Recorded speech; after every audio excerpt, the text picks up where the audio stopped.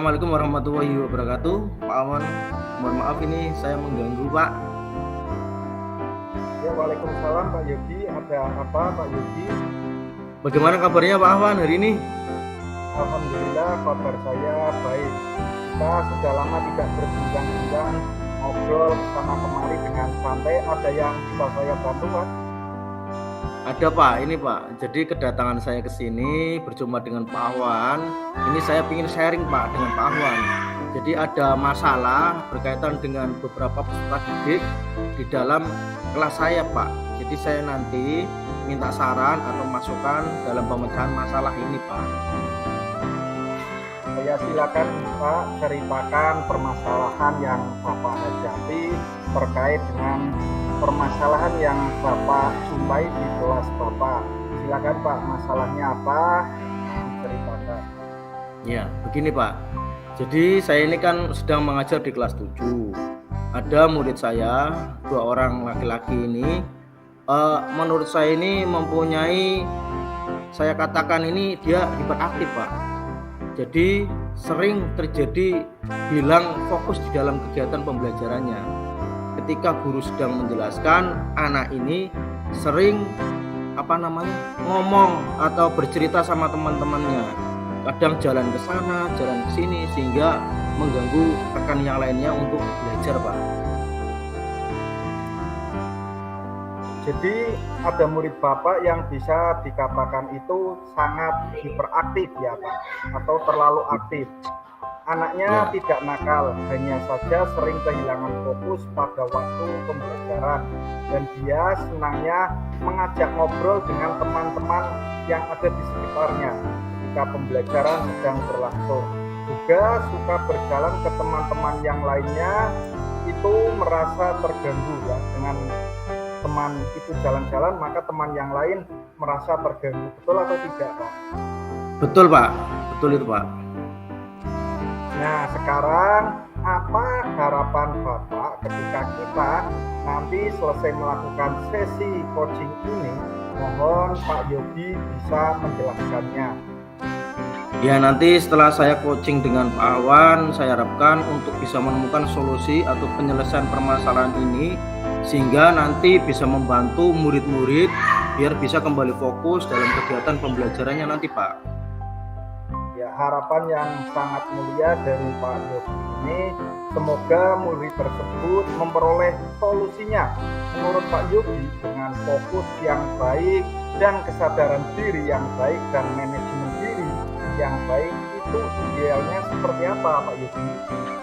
Jadi menurut saya murid yang memiliki kesadaran yang ideal itu maksudnya dia itu paham betul posisinya Pak. Posisinya itu apakah dia itu yang harus dia lakukan di dalam pembelajaran atau yang tidak harus dilakukan dalam pembelajaran, itu dia tahu. Selain itu bisa fokus, bisa melaksanakan pembelajaran di kelas dan bisa hadir sepenuhnya di dalam mengikuti kegiatan belajar mengajar Pak. Itu menurut saya.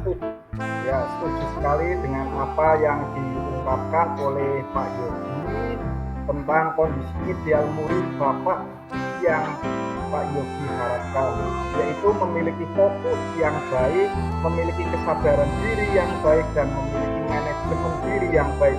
Jadi selama ini yang Bapak lakukan untuk mengatasi murid dengan hiperaktif tersebut, bagaimana Pak cara mengatasinya? Jadi selama ini yang saya lakukan adalah mengingatkan Pak kepada anak-anak untuk tidak melakukan hal-hal yang sekiranya tidak perlu dilakukan di dalam kelas, kemudian menasihati mereka agar tidak mengganggu teman-teman yang lain.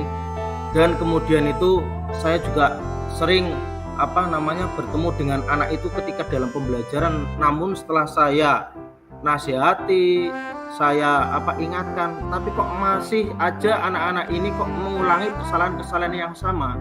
Pas dinasihati bilangnya iya, tetapi pas begitu saya mengajar di kelas tersebut, ternyata masih saja anak ini mengulangi kesalahan yang sama Pak. Ya, sebenarnya langkah-langkah yang Bapak Yogi lakukan dari menasihati, mengingatkan, menegur sampai dengan memberi memberikan kepercayaan itu sebenarnya sudah tepat dan betul. Tetapi ternyata dampak sebelumnya belum signifikan, dampak perubahan terhadap perilaku anak tersebut. Nah, apa nanti ada hal lain yang ingin Bapak Yogi lakukan untuk mengatasi anak tersebut? Ada Pak, saya ingin mengintegrasikan pembelajaran sosial emosional itu di dalam pembelajaran di kelas saya Pak.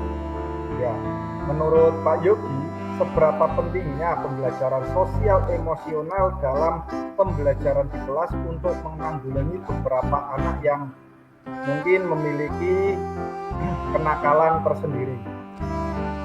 Ya, menurut saya sangat penting sekali Pak. Jadi biar anak ini bisa memiliki kesadaran yang hadir di dalam dirinya, biar sesuai dengan harapan saya, biar anak-anak itu bisa paham posisinya, biar bisa menempatkan dirinya pada waktu dan momen yang tepat untuk membentuk manajemen diri yang lebih baik lagi Pak.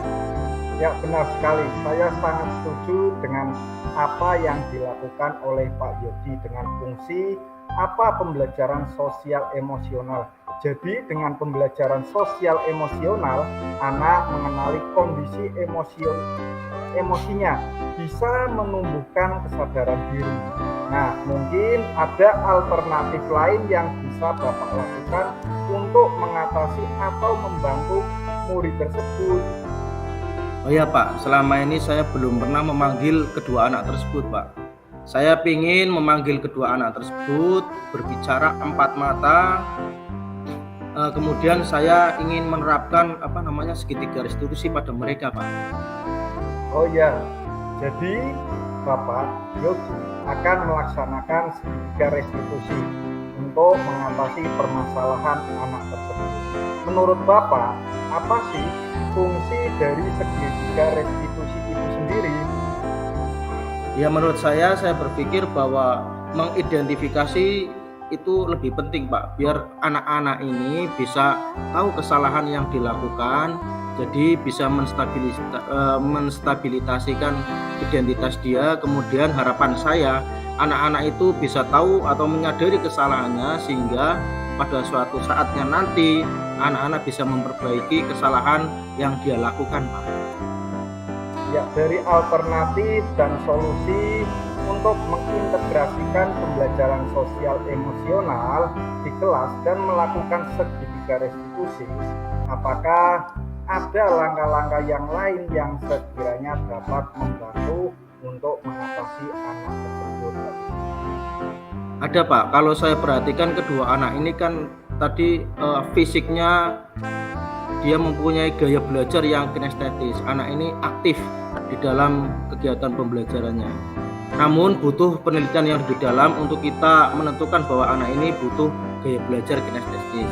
Nah, saya mencoba berpikir bagaimana kalau anak tersebut atau di kelas tersebut kita melaksanakan atau menerapkan strategi pembelajaran active learning.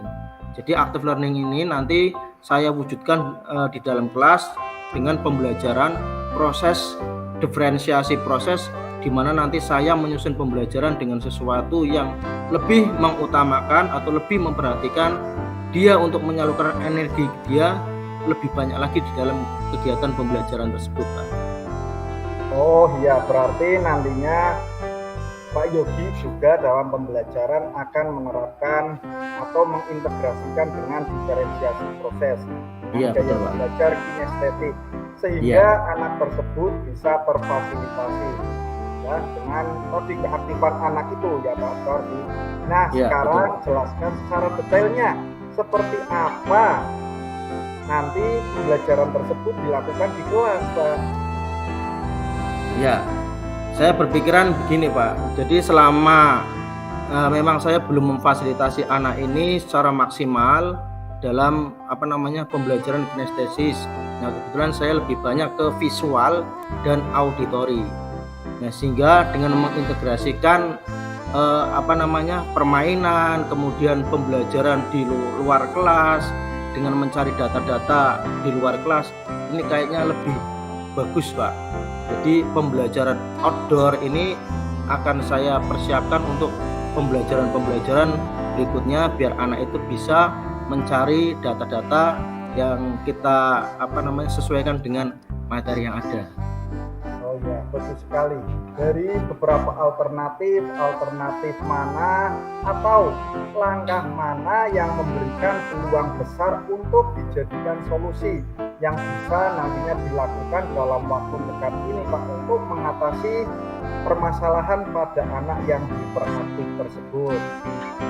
Nah, saya rasa yang ketiga ini Pak, karena saya sebagai guru mapel yang dalam waktu dekat ini saya akan memasuki kelas tersebut dan saya harus cepat untuk menyusun rencana pembelajaran, strategi pembelajaran yang bisa memfasilitasi sebagian anak yang kinestesis tersebut. Jadi saya pikir solusi yang ketiga ini saya katakan lebih bagus Pak. Ya, jadi nanti Pak Yogi sebagai solusi akan melaksanakan strategi pembelajaran menggunakan active learning berarti ya Pak? Iya betul Pak. Diharapkan supaya anak lebih terfokus dan tidak mengganggu teman yang lainnya. Anak lebih fokus dan tidak mengganggu teman yang lainnya karena mereka memiliki tugas tersendiri. Nah, untuk melaksanakan strategi pembelajaran active learning, siapa saja yang nanti akan Bapak libatkan? Iya, yang akan saya libatkan dalam kegiatan pembelajaran active learning yaitu yang pertama murid tersebut, dua anak tadi beserta rekan-rekannya dalam satu kelas Pak. Yang kedua yaitu rekan sejawat saya, guru kelas 7 yang sama-sama mengajar di kelas 7. Jadi nanti saya dengan rekan-rekan guru yang lain bisa berbagi praktik baik, bagaimana trik-trik untuk menghadapi anak-anak tersebut. Kita bercerita tentang praktik baik sesama guru. Dan yang ketiga, bersama dengan wali kelas mungkin saya akan menyampaikan perkembangan anak-anak pada wali kelas tersebut, melaporkan walaupun sedikit nanti perkembangannya seperti apa saya akan laporkan pada wali kelas. Ya, bagus sekali rencana yang akan nantinya dilakukan oleh Pak Yogi. Nah, kira-kira rencana tersebut, aksi tersebut akan dilakukan kapan Pak Yogi? Nah, saya berencana melakukan secepatnya Pak.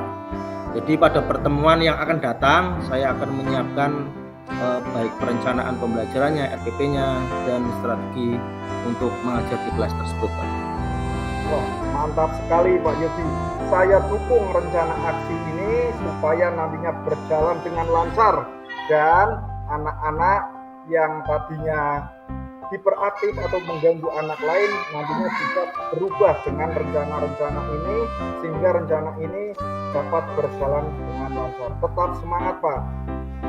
Ya Pak, terima kasih, mohon doanya dan supportnya, dan saya mohon pamit Pak untuk diri. Assalamualaikum warahmatullahi wabarakatuh. Ya, waalaikumsalam warahmatullahi wabarakatuh Pak Yogi.